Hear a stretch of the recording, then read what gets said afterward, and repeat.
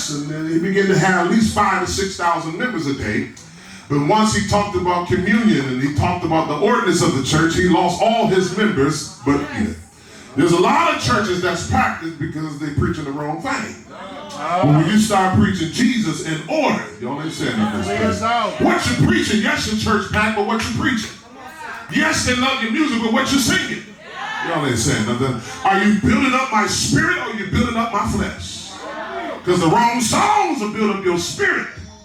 And the right songs will build up your flesh. Oh my God. And so 120 out of a multitude in the upper room, number one, because there was obedience to God.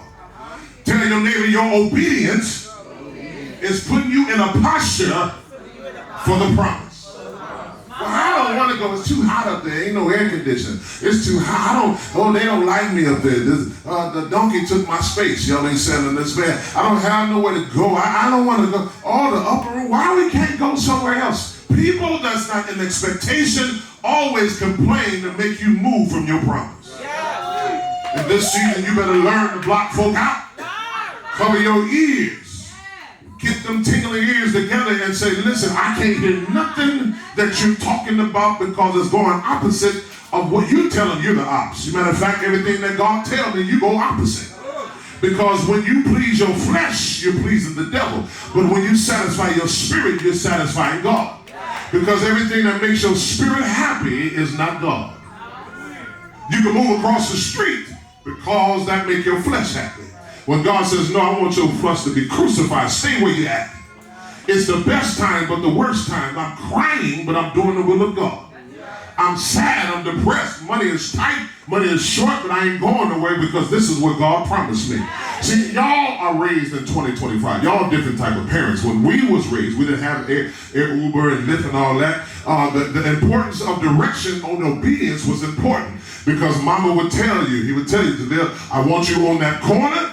And when I get there at 2 o'clock, you better be there. I can't get no help in this place. We didn't have no Uber. Y'all got choice. See, no, they said, I want you on the corner of Cable and Kalamazoo Street at 3 o'clock. When that bus runs, you better be there. Can I talk to you in this place? And the thing about it, the bus gonna run if you there or not.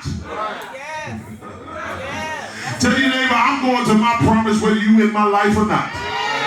It doesn't matter, it's already written for me. I know the thoughts that I think towards you, thoughts of peace and not of evil, that I may give you. The route is already made. Tell somebody the route is already made.